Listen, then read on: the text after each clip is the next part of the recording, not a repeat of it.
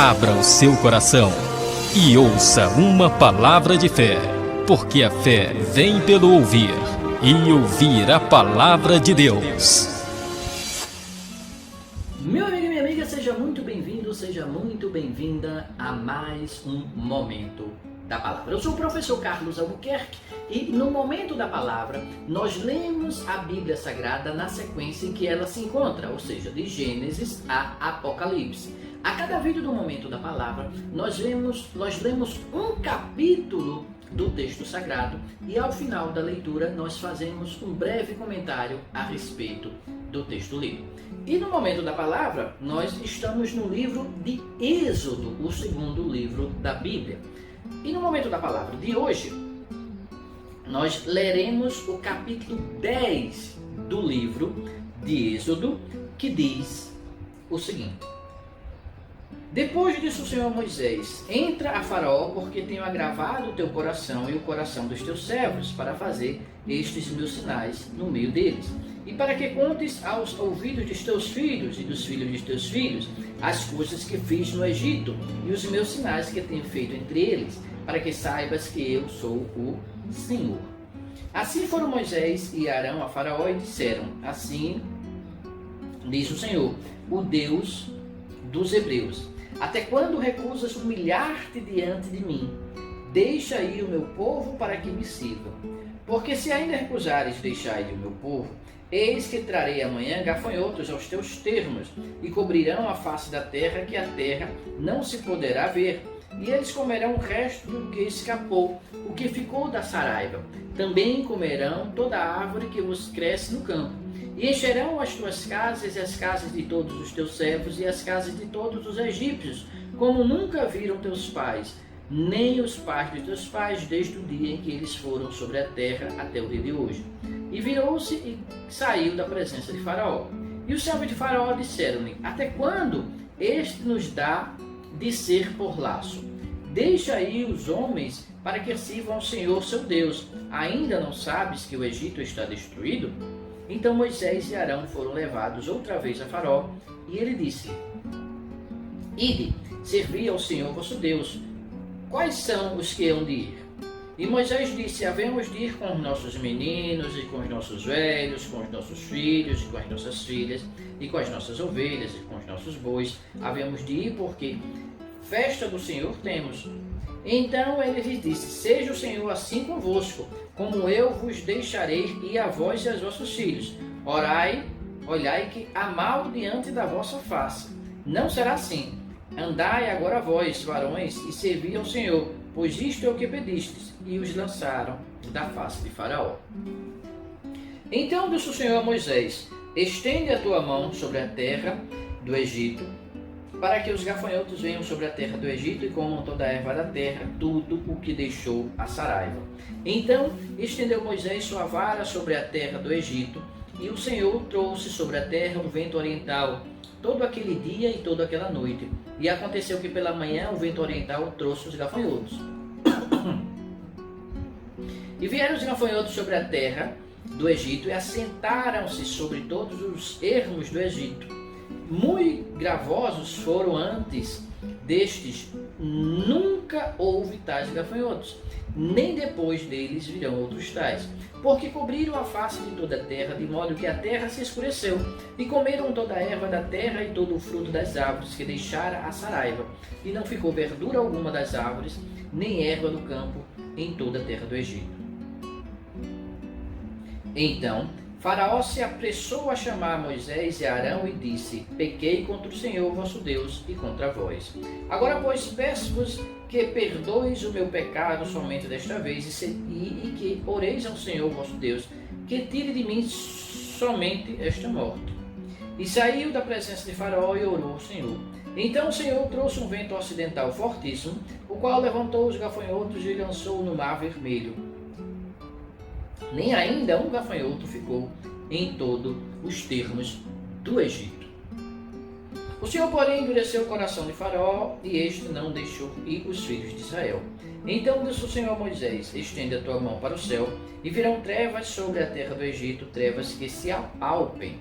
E Moisés estendeu a sua mão para o céu e houve trevas espessas em toda a terra do Egito por 3 dias. Não viu um ao outro e ninguém se levantou do seu lugar por 3 dias. Mas todos os filhos de Israel tinham luz em suas habitações. Então Faraó chamou Moisés e disse: Ide e servi ao Senhor, somente fiquem vossas ovelhas e vossas vacas. Vão também convosco as vossas crianças. Moisés, porém, disse: Tu também darás em nossas mãos sacrifícios e holocaustos, que ofereçamos ao Senhor nosso Deus. E também o nosso gado há de ir conosco. Nenhuma unha ficará, porque daquele havemos de tomar para servir ao Senhor nosso Deus, porque não sabemos com que havemos de servir ao Senhor até que cheguemos lá. O Senhor, porém, endureceu o coração de Faraó e este não os quis deixar vir. E disse-lhe Faraó: Vai-te de mim, guarda-te que não mais vejas o meu rosto, porque no dia em que vires o meu rosto morrerás. E disse Moisés: Bem disseste, eu nunca mais verei o teu rosto. Amém? Meu amigo e minha amiga, este foi mais um capítulo da Bíblia Sagrada aqui no Momento da Palavra. Vejam, este capítulo, como todo o texto bíblico, ele encerra grandes verdades. Ele contém grandes verdades. Vejam, o texto diz que Moisés, mais uma vez, foi falar com Faraó, dizendo para que Faraó libertasse o povo hebreu. E veja, nesse texto, no versículo 3, diz o seguinte: Assim foram Moisés e Arão a Faraó e disseram-lhe: Assim diz o Senhor, o Deus dos hebreus: Até quando recusas humilhar-te diante de mim? Deixa aí o meu povo para que me sirva. Veja, como eu falei em capítulos anteriores, um dos objetivos da existência das pragas no povo egípcio era justamente fazer com que Faraó se humilhasse, ou seja, era humilhar, eu já havia falado aqui em capítulos anteriores, era humilhar a prepotência, a soberba, o orgulho do povo egípcio, que, como eu falei em capítulos anteriores, Faraó se acreditava como um deus na terra. Então, um dos objetivos do envio das pragas é justamente quebrar esse orgulho, essa prepotência, essa soberba do povo egípcio. Então aqui o texto deixa bem claro, Deus, falando através de Moisés, diz: Até quando recusas humilhar-te diante de mim? Era um dos objetivos que eu havia falado na leitura dos capítulos anteriores. E o texto continua e diz que Moisés fala que se ele recusasse, enviaria os gafanhotos.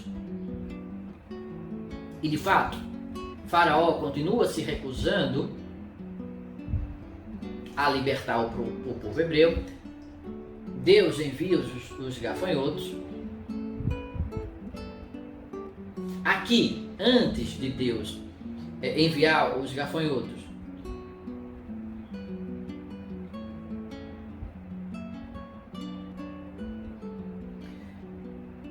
Faraó recebe uma pressão política, que nós vemos um ato político,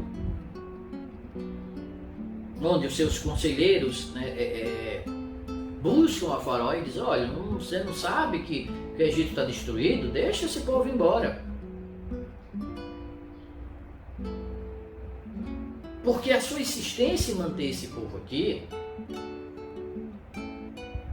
está destruindo o império, está destruindo o reino egípcio.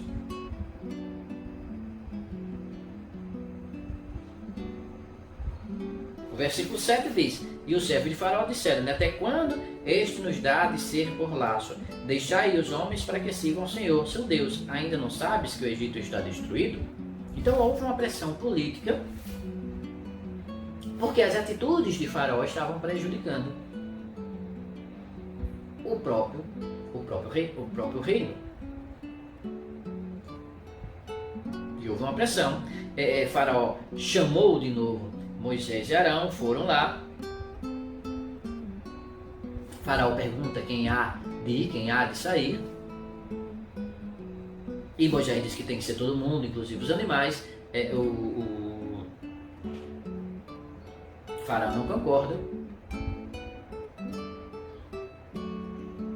E Deus envia os gafanhotos. Veja, é importante salientar que o Faraó não concorda, porque veja, naquela época, naquela cultura, trabalho era uma coisa para escravos. Os libertos, senhores dos egípcios, não deveriam trabalhar, pelo menos não em trabalhos pesados, em trabalhos que eles consideravam humilhantes. Então isso era coisa de escravo. E os escravos dos egípcios, ao menos uma grande parte deles, era o povo hebreu. Então, se eles libertassem o povo hebreu, quem faria os trabalhos humilhantes? O povo egípcio? Isso era um absurdo para eles. Então, esse era um dos motivos na cabeça de Faraó de recusar a saída do povo hebreu. A quem eu vou colocar para trabalhar, para fazer esse serviço pesado, forçado?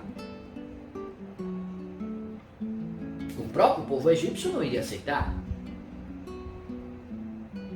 E como o contingente de hebreus era muito grande, nós já vimos isso também em capítulos anteriores, então seria uma perda muito grande perder todos aqueles escravos. Por isso ele temia que os hebreus saíssem para servir ao Senhor e não voltassem, que na verdade era esse o objetivo mesmo, era sair do Egito, ser liberto do Egito. Então eles não queriam que isso acontecesse.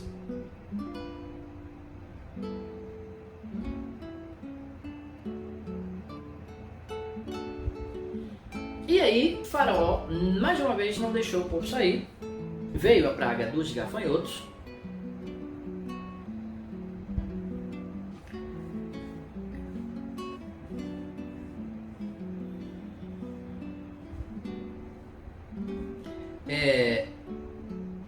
Houve um prejuízo. O texto diz que os gafanhotos atacaram aquilo que sobrou da saraiva, que nós vimos no capítulo anterior, que havia destruído todos os servos, todos os animais daqueles que não temiam o Senhor. Então o que sobrou, os gafanhotos destruíram em termos de alimentação, de plantas. Os gafanhotos destruíram.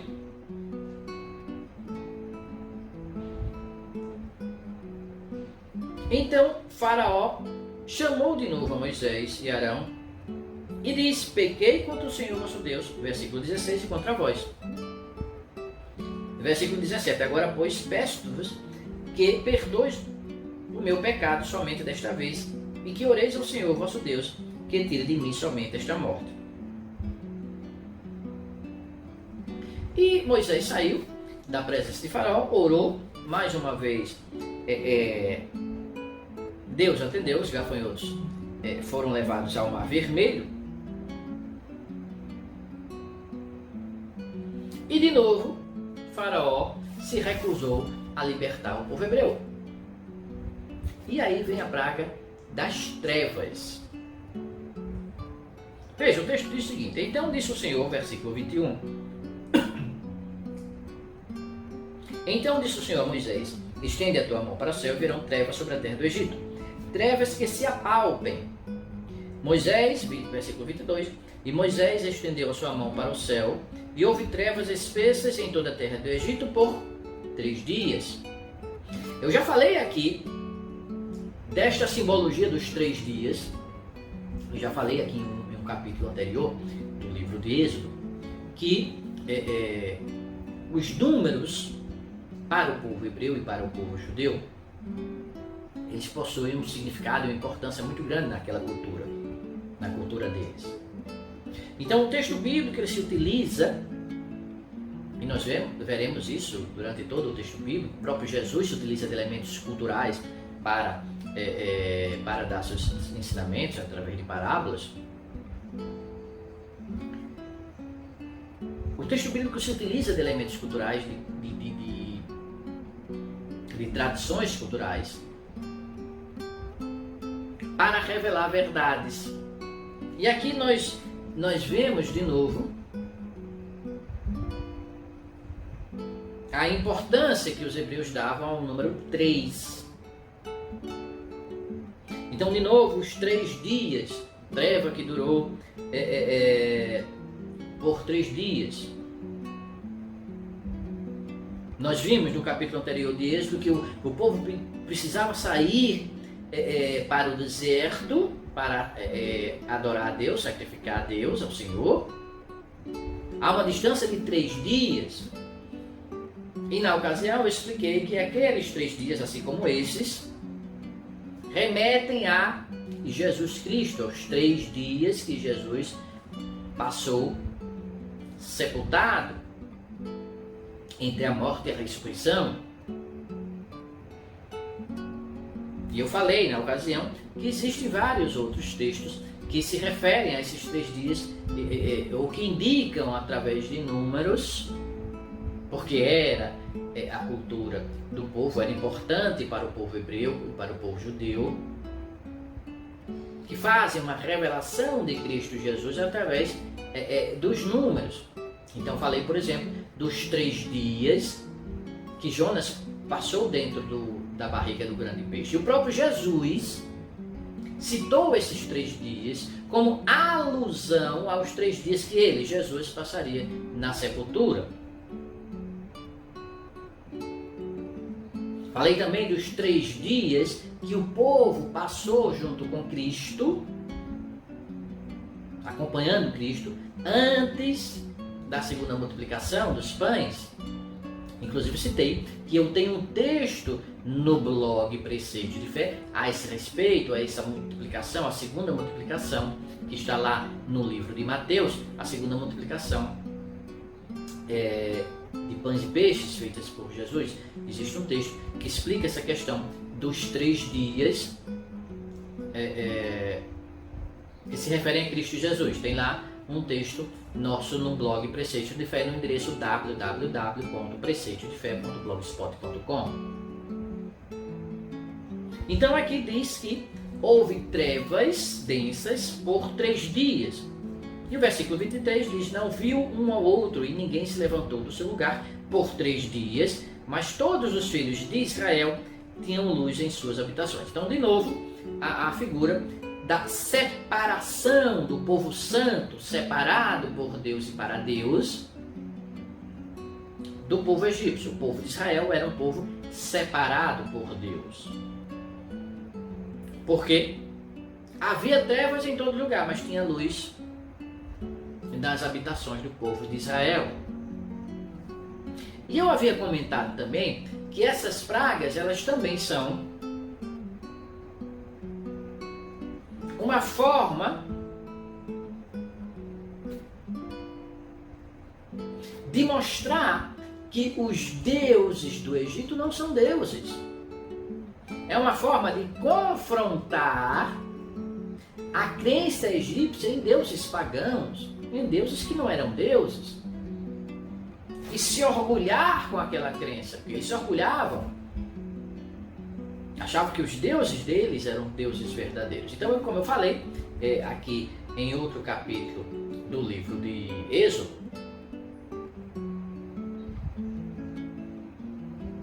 eles tinham um panteão extenso de deuses, os egípcios, muitos relacionados com animais. E eu falei também que o deus principal deles era o deus Sol, o chamado deus Ra. Então essa escuridão de 3 dias era como que uma afronta, um confrontamento a crença egípcia em um Deus Sol. É como se Deus dissesse, olha, vocês acreditam que o Deus de vocês é o Sol? Pronto, então eu vou tirar o Deus de vocês. Vai passar 3 dias no escuro. Não vai haver sol no céu. Então é mais uma vez uma forma de Deus humilhar a soberba do povo egípcio. De pisar sobre o seu orgulho. O orgulho na sua própria idolatria. É uma forma de Deus submeter aquele povo, dizendo, olha, tudo que vocês acreditam, todo o poder que vocês acham que têm, não é nada diante de mim. Vocês acreditam no seu Deus maior, o Deus Sol? Pronto, eu vou tirar o Deus Sol. 3 dias vocês não vão ver o seu Deus. Então, Deus está dizendo, olha, só existe um Deus. Eu sou o único Deus. Eu, o Senhor, sou o único Deus. Essa mensagem que Deus está passando para o povo egípcio e para todas as nações, porque como ele mesmo disse, o Senhor disse, ele havia mantido o faraó no poder, nós já vimos isso, para que o seu nome, o nome de Deus, fosse engrandecido diante de todo mundo.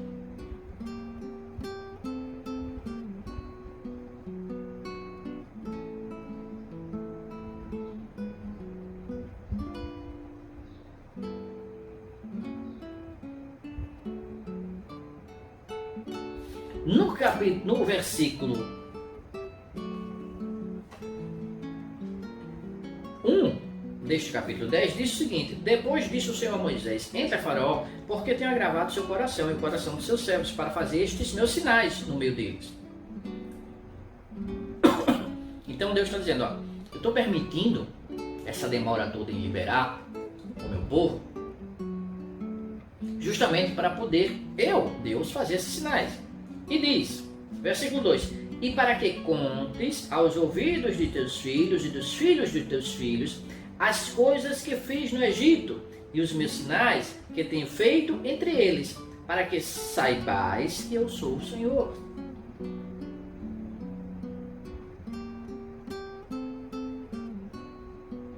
Então Deus está fazendo tudo isso, está humilhando e pisando sobre o orgulho de Faraó e do povo egípcio, para dizer para eles e para todo mundo e as próximas gerações que só existe um Deus, o Senhor. Porque nem mesmo o Deus Sol, que eles, egípcios, adoravam tanto e achavam o mais poderoso, tem poder algum. Porque não é Deus, só existe um Deus, o Deus, o Senhor, o Deus de Israel.